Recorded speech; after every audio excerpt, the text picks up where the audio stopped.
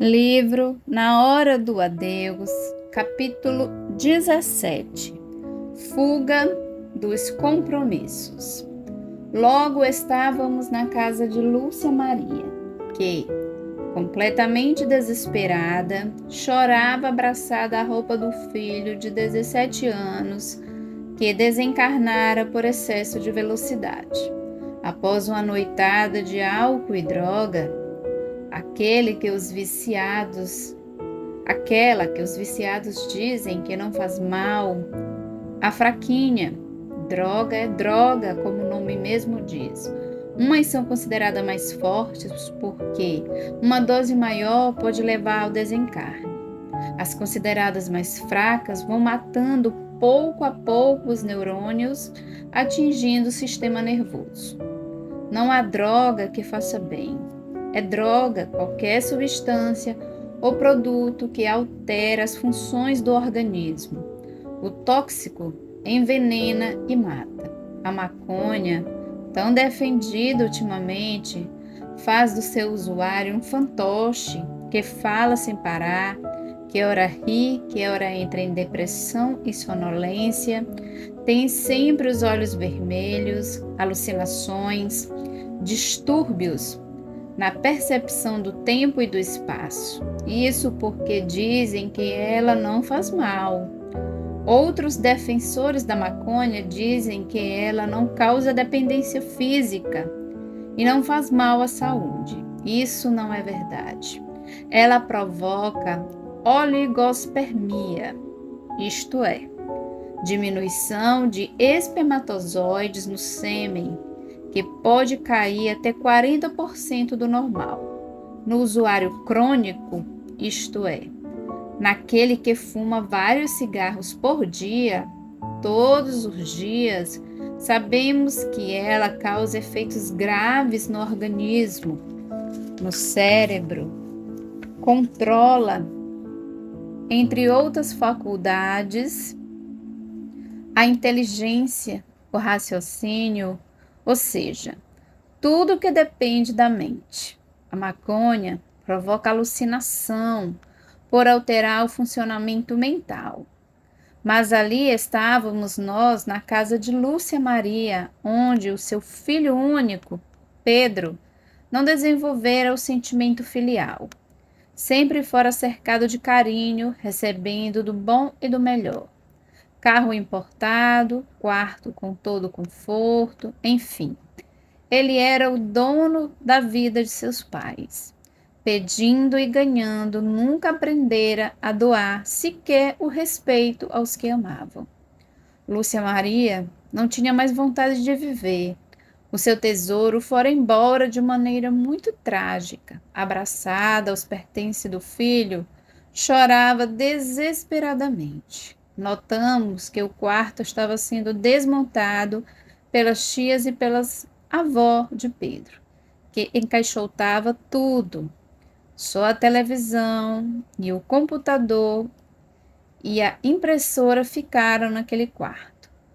Com isso, Lúcia Maria chorava copiosamente, como se o filho estivesse ido embora outra vez. O homem, com medo de sofrer, desfaz-se apressadamente dos pertences daquele que retornou à pátria espiritual, falou Henrico. Irmão, muitos espíritas aconselham a família a doar tudo para os pobres, para ajudar seu ente querido. O que ajuda o desencarnado é a caridade verdadeira. E nesses casos, caridade não existe quando a família está se desfazendo de algo que não lhe serve e que lhe traz tristeza. Veja se eles vão dar a televisão, o sistema de informática. Não. O que estão dando são sapatos e roupas. Assim mesmo, os melhores serão distribuídos entre os parentes. Nos primeiros meses, essa doação de nada vale para aquele que partiu. Ao contrário, cada objeto seu que vai para outras mãos causam-lhe muita tristeza e às vezes até desespero. O que fazer para ajudá-lo, então? A família pode sair nas noites frias, levando agasalho para os carentes que jazem na sarjeta. Visitar os hospitais onde crianças e jovens se encontram sofrendo, ocupar seu trabalho, seu tempo, trabalhando para os nossos irmãos necessitados. Seria muito fácil salvar alguém que partiu apenas com a doação dos seus objetos. Henrico, já vi famílias buscarem a casa espírita para levar comida ao pobre, mas quando a saudade ameniza, eles somem do centro, esquecendo a caridade. Voltam a ser orgulhosos, vaidosos, egoístas e ávaros. Mas foi válido o tempo em que deixaram de pensar neles e buscaram Deus. O que aprenderam na casa espírita jamais esquecerão. Oramos pela família de Pedro. Depois, cheguei perto de Lúcia Maria e a intuí a procurar uma casa espírita, onde encontraria consolo para continuar vivendo. Aquela mulher rica, bonita, bem cuidada, agora ali se encontrava diante da aflição. Ela, que só vitórias alcançara na vida, jamais imaginou que o seu filho, de porte atlético, bonito e rico, pudesse desencarnar. Pensava ela. O único aborrecimento que Pedro nos dava era que ele não gostava de estudar nem trabalhar. Mas isso não era defeito. Com o tempo, ele iria trabalhar na empresa do pai. Para os pais, os filhos são sempre anjos. Agora, para alguns filhos, os pais são os quadrados, que nada sabem da vida. Parecendo que me escutou, ela parou de chorar. Saímos e fomos até Pedro, que mesmo amparado chorava e se retorcia de dor. Ele havia sofrido várias fraturas e o seu cérebro fora amassado. Perguntei ao doutor Assif, que atendia no pronto-socorro, como ele está em estado desesperador, pois parte do plano físico, uma emanação tão forte que o está perturbando. Não existe um modo de isolá-lo? Estamos tentando, mas com tão pouco tempo de desencarne e a família se desfazendo das suas lembranças, cada objeto doado chega até ele em forma de desespero e perda. Então, não se deve doar os pertences do desencarnado? Sim, sempre devemos doar quem precisa. Não quando os objetos ainda estão muito vivos na lembrança daquele que partiu. É triste assistirmos o que a família faz, doar para não guardar o que não lhe interessa, usar. Quanto tempo acha o irmão que a família deveria guardar os objetos de Pedro? Uns 6 meses ou mais ou menos. O tempo dele se recuperar um pouco. Pedro está muito mal? Sim, sua casa mental está péssima. Ele saía de uma orgia sexual regada a álcool e droga. E como foi socorrido? Os vampiros drogados não o pegaram? Hoje estão ocorrendo tantos desencarnes por drogas e álcool que os raiozinhos estão sempre atentos para o socorro. Acho, Assif, que os doidões da espiritualidade não estão dando conta de tantos viciados que vêm desencarnando. Não concorda? Ele e os meus amigos riram. Henrico respondeu: Luiz, então você julga que os espíritos viciados estão ficando fartos da droga, de tanto vampirizar os encarnados para que aqui voltam por causa do tóxico? Eu acho. Pedro, que é Pedro doidão. Maluco, está num pronto-socorro, é verdade, mas sendo cuidado pelos bons espíritos e por médicos como Assif. E o que ele fez de tão bom? Drogou-se e abusou das menininhas. Jamais teve um gesto de carinho por alguém. Era vaidoso, egoísta, e o orgulho sempre lhe fez companhia. Sim, Luiz, Mas não se esqueça de que todos somos filhos de Deus e existe alguém que ora por ele e que sempre ajudou os pobres. Vem aqui, quero mostrar-lhe algo. A Cif apertou um botão, ligando o televisor, se podemos assim denominá-lo, mais parecendo uma tela de cinema, pois tomava a parede toda, com 6 metros de comprimento. Vimos uma bela senhora, aparentando 50 anos, cuidando de crianças com fogo selvagem. Ativa, com o coração repleto de saudades, ali estava Marina, a avó de Pedro, que prestava auxílio a muitos necessitados. Perguntei: Marina pratica caridade há muito tempo? Sim, sempre foi uma obreira do Senhor, não só prestando assistência aos doentes de fogo selvagem, como aos doentes mentais e aos aidéticos. Elucidou-nos Henrico. E por que não ensinou a filha a educar o Pedro? Lúcia Maria não é filha de Marina, e sim sua nora. Todas as vezes que ela quis dizer ao filho que eles estavam criando mal Pedro, Lúcia Maria ficava furiosa, dizia que a sogra era fanática e louca. Olhava Marina com desespero. Por quê? Marina é pobre?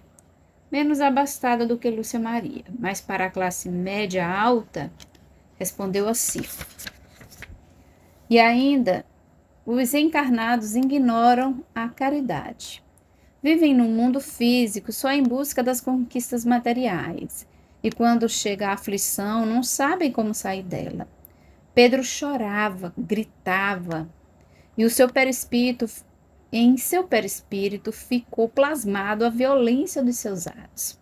Fora socorrido, mas como passou pelo corpo físico e fugiu dos compromissos, agora sofria pelos abusos praticados. Os filhos de Deus não estão no plano físico fazendo turismo. A cada um, Deus ofereceu uma tarefa e feliz daquele que a realiza. A CIF, o que está faltando a essa juventude de hoje? Pois ela tem de tudo e é tão infeliz. Por isso mesmo, ela não busca a vitória e não respeita a vida. Tudo para ela está muito fácil. E sendo assim, vai morrendo a cada dia na droga, no álcool e no sexo. É outro caso que nos faz pensar. Como pode meninos de tenra idade já vivendo a problemática do sexo? E as meninas? Hoje estão mais em busca dos prazeres da carne.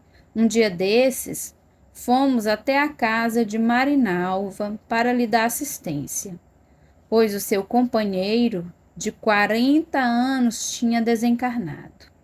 Encontramos naquela casa uma dura realidade. Heleninha, sua neta de 12 anos, picando-se, não tendo onde se ferir mais. Até os pés estavam inchados de tantas picadas. Heleninha era uma morta-viva. Com sua idade, já tinha tido uma vida sexual intensa. Aquela criança era um ser por demais infeliz. Falei para Henrico que ia tentar ajudá-la. Ele me lembrou que hoje o meu trabalho é alertar o homem sobre como proceder diante da morte. Mas pedirei ao querido Enoque, o menino de Jesus, que ele e a turma dos raiozinhos de sol olhem por Heleninha, pois logo, penso eu, ela desencarnará. Um corpo infantil não resiste ao que ela está fazendo. O corpo de uma criança está em desenvolvimento e pela agressão que aquele corpinho está padecendo, muito breve sofrerá as consequências. Luiz, se a família não toma providências urgentes, as meninas serão muito infelizes. Os garotos estão brincando de carrinho, enquanto as meninas de 7, de 8, 9 anos já estão com a sexualidade aflorada. A causa são os meios de comunicação. que até nas propagandas colocam o sexo em destaque. E os pais, procurando só proporcionar o conforto para os filhos, não acham tempo de orientá-los. Hoje, a juventude está livre e o excesso de liberdade está fazendo vítimas, completou Henrique. Despedimos-nos de Acif e eu, apertando-lhe a mão, falei: logo estaremos de volta para ajudar Pedro. Sempre serão bem-vindos. Até outra vez. Acif, eu amo você. Obrigado, amigo, e que o Senhor guie os seus passos para que as suas mãos, repletas de responsabilidades, possam levar até a juventude o esclarecimento da vida além vida. Que seus livros, que levantarão uma bandeira em prol da juventude, não só alertem os filhos, como os pais também. Desejamos de todo o coração que você, Luiz Sérgio, consiga adentrar os corações das crianças e dos jovens, para que eles tenham esperança no dia de amanhã.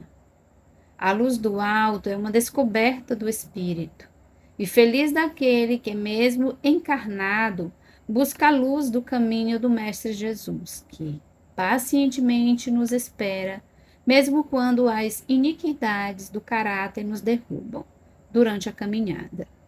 Os jovens estão morrendo de remorso pelos excessos. Feliz daquele que se preocupa com eles. Recordem sempre que em cada lar existe uma flor tenra e frágil, precisando de ajuda para não perder o vício e a vida.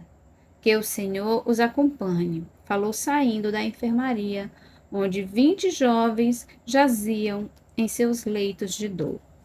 Foi o último a sair.